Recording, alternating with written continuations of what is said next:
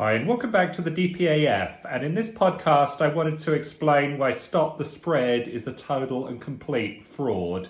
On a slightly different topic, you'll have noticed in the news last couple of days, there's been a lot of talk about this Wayne Couzens, Sarah Everard verdict. And obviously this Wayne Couzens guy is a bad guy, and the police really want to get to the bottom of how he became a sort of a police officer, and there's talk about how these COVID laws allowed police officers to have sort of unchecked power, which I think is totally true. One thing that's not mentioned is that, ununiformed police officers have, unique powers. And I've talked for a long time about how police officers should be uniformed and clearly delineated from the population. The ununiformed police officer phenomenon is something that came out of Tony Blair and the War on Terror. And, I think a lot of people realise it's a bad thing. But the consensus from the news has been that we really got to get to the bottom of this Wayne Couzens. We got to find out if he's, killed other people or abused other people or caused other crimes against other women in the community. And, we need to look into it very carefully. And it just strikes me that although a lot of that is very worthwhile work, why are we far less interested in getting to the bottom of where the virus came from? Because we want to get to the bottom of Wayne Couzens and find others like him, keep women safe. We don't want another woman abducted off the streets of London and murdered. But what about if another virus comes out of the lab in China or comes out of the wet market in China? And, with another 99.6 survival rates for those who catch it, wouldn't that also be a bad thing? Don't we want to get to the bottom of where the virus came from? Was it, as Carrie Simmons said, from the wet market when she wanted to ban all wet markets worldwide? Or was it from the lab in Wuhan, ran by Peter Daszak and EcoHealth Alliance with their strong connections to Great Britain and the British government? Why are we so reluctant to find out about where the virus came from, but we're so very interested to find out about Wayne Couzens, where he came from, and what he might have done as a police officer? So I think there's a total double standard, and I just wanted to point that out for people who might not have spotted it, although it should be glaringly obvious to just about everyone. I was on I made a trip recently from the country of Georgia, where I am, to the United States. I actually went to the state of Georgia in the United States, and it was a little bit confusing explaining to people where I'd come from and where I was going. But I was on the plane, and there was all these sort of announcements and sort of signs up in the airport saying, you've got to wear a face mask and you've got to help us stop the spread of the virus. And of course, it kind of was something I'd thought about a lot, but it was so glaringly obvious that I wanted to mention it here. And that is, of course, that the last thing the governments of the world, especially the British government, want is for the spread to stop. They want to say, help us stop the spread. They want to make pronouncements about they're doing everything they can to stop the spread. But of course, they don't want the spread to stop in any way. It's a bit like, again, the war on terror. The government did not want to win the war on terror. In fact, they were so reluctant to win the war on terror, they actually joined the side of terror against us. Rather than pushing terror away from our shores, they simply imported it into the heart of government. That's why we have a mental health crisis. That's why we have 24/7 news, bringing terror to everyone's television sets in their home. We have 24-hour government hysteria to terrorize the people, and so that we can then sell them security on the back end. We can expand the size of government, and we can reduce the influence of British freedoms that the people hold under the English Bill of Rights, which the government continue to eviscerate. So the government have taken the side of terror on the war on terror. We're fighting against terror. They're fighting on the side of terror. And it's the same with Stop the Spread. They're on the side of the spread. They want the spread to perpetuate. They want it to continue. They want to pretend they're trying to stop the spread. that they are actually hoping and praying that the spread continues and doing everything they can to facilitate the spread, including manipulating data that shows spread is expanding, minimizing data and information that shows the spread is contracting, and through the media they highlight stories of spread and they diminish stories of no spread. So that's the agenda of the government. So anytime you see stop the spread, it's a fraud. And of course, on this plane journey, I was, obviously I went to the United States on the plane and I came back, but it was both ways. And, I spoke to anyone that would listen about the fraud of stop the spread. I explained to anyone that listened about how face masks do nothing to stop the spread. And it'll probably be a surprise to no one that there was no one that was remotely interested in anything I had to say. There was a ridiculous video on the Delta aeroplane showing how you had to wear your face mask when you're eating, and you could only sort of move it down to put food in your mouth, and you could have to put it back up when you're chewing and all this kind of nonsense. So I summoned the stewardess to my seat and told them that I would not be eating any food during the journey as a result of this ridiculous video provided by the American CDC. And, suffice to say, it was, a fairly food-free, drink-free journey after that. But they thanked everyone for wearing a face mask, even though there was no choice in the matter. So I thought it was a total and complete nonsense, and just wanted to relay that info to you. So stop the spread, look out for it, it's a fraud. Ask anyone you meet who's your MP, who works in Whitehall, who works in Westminster, what would you do if the spread suddenly stopped? And they'll be sort of stunned at the question. They say, well, what do you mean the spread suddenly stops? And you say, yeah, what if we announce tomorrow, if we discover, we followed the science, the spread has stopped completely, there's no more spread of the virus, what would you do? And the answer, of course, will not be, wow, we'd be thrilled, we'd be ecstatic, we'd be throwing a party, it'd be like the new VE day.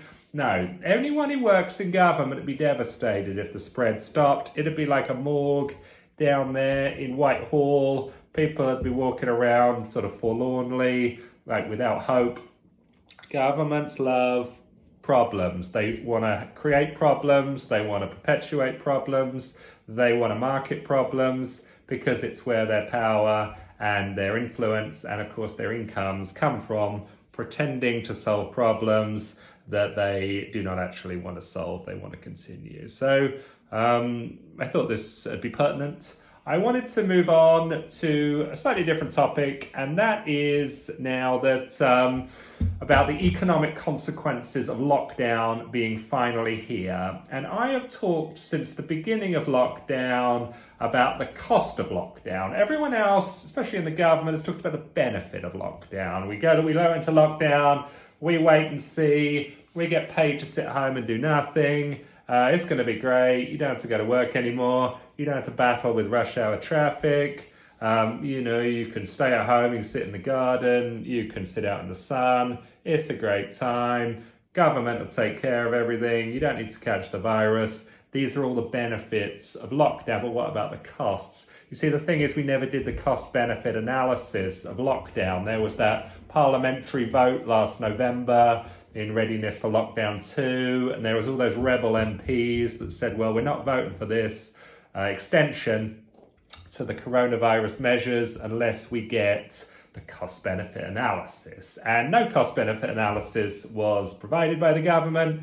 The rebels voted for it anyway, and no cost-benefit analysis has been provided since. And of course, now we're at a point with all these fuel shortages, with inflation, with starting to see food shortages, difficulty with getting goods online, delays in postage and all this sort of stuff. People are starting to see these costs. And of course, it's being blamed on Brexit. It's being blamed on, anything other than the lockdown, anything other than financial mismanagement of the government or by the government. But of course, the total cause of this is financial mismanagement by the government and lockdown. I mean, that's the bottom line. If you pay people to stay at home and not work, What's the opposite of that? The opposite of that is not to pay people to not sit at home and go to work. People sit at home all day and get paid. The opposite of that is that they go to work all day and not get paid. And that is the cost of lockdown. There was David Davis out there on the TV saying, don't worry about the cost of lockdown. We can just dump these costs on the people of 2050, but never thought that it was necessary to ask the people of 2050 whether they wanted these costs dumped on them. He was happy to put the people of 2050 into debt slavery without any guilt, without any consultation. And, that is the attitude of today's Conservative Party. And I hear that the Conservative Party is having their party conference. And, this is something that's starting to percolate out in the news now. I've been talking about it for several years, that the Conservative Party is not conservative. I did a big video on it last year, which is about as true now as it was then. And there's been some stories in the news about, the Conservative Party is not actually conservative. The people of the country voted for a Conservative government in 2019 on the presumption that they were going to get a Conservative government, that they didn't want Corbyn. They rejected Corbyn's socialist policies, but of course they got him anyway. And the Conservative Party are patting themselves on the back that, how they duped the people. They voted Conservative policies, they got Corbyn policies, they got hard Labour policies, old Labour policies, and, Conservatives think this is a great thing, this is a great outcome. This is, win-win. And it's not win-win, this is a joke. And you still see these people, Ian Duncan Smith and, David Davis, Theresa May, they pop up on the morning news, and it sort of says in there, or sort of at the bottom of the screen, former Conservative leader, or Conservative this, or Conservative that, and they're introduced as like Conservative, and they don't even offer the disclaimer to say, look, I just want to point out that the Conservative Party is not conservative, I'm not conservative. This whole nonsense about conservatism is there to mislead the public. It is not there to provide accurate information to the public. The conservative label is there, it's just like Stop the Spread, it's just like War on Terror, it's there to deceive. It is not there to provide clarity, it is not there to provide honest information. I mean, if I provide any information, any financial information online, I offer a disclaimer that I'm not providing financial advice, I'm just telling people what I'm doing. And of course, these people in the Conservative Party, whenever they go on TV under the Conservative monkey ear, they never offer their disclaimer that, I'm representing myself as a Conservative, but not only am I not a Conservative, I'm a big government socialist. Not only is the Conservative Party not conservative, we're big government socialists too. So I do think this hypocrisy should be pointed out, along with Stop the Spread, along with War on Terror. The government is always deceiving. And now we're starting to really get into the consequences of lockdown, which are going to continue, the costs of lockdown, which are going to continue and are going to be felt. I pointed this out right at the beginning. Very few people listened. More people are listening now. More people are realizing it now. But of course, we could have headed all this off. We should have headed all this off. And it is what it is. It's disappointing for me that our country is in such financial dire straits. It's so disappointing that we're led by people that do not have our best interests at heart, that subvert democracy, that waste all our money, that give away all our money, and that pat themselves on the back while doing it. So a lot of disappointing things. As I pointed out a few times, I'm in the country of Georgia. I have a company called Lifeboat. You can check out the website, lifeboatnow.com.